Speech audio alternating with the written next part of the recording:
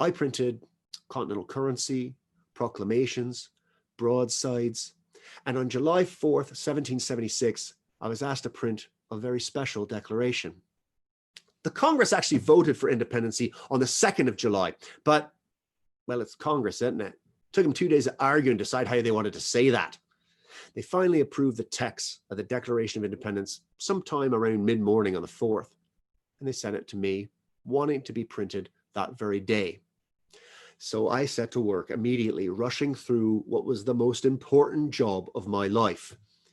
In the printing trade, of course, it's not the actual printing that takes a long time to do, it's the typesetting.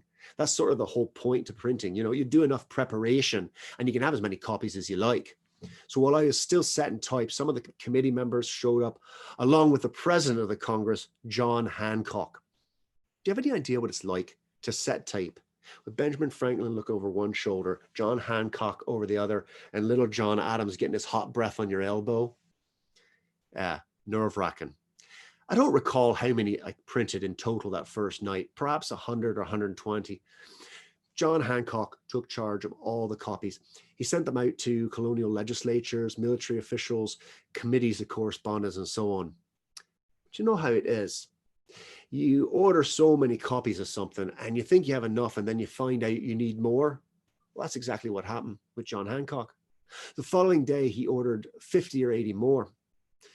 In between, I made a slight adjustment to the form between printings. Thus, there are what we call two states, the first state being printed on the 4th and the second state being printed on the 5th.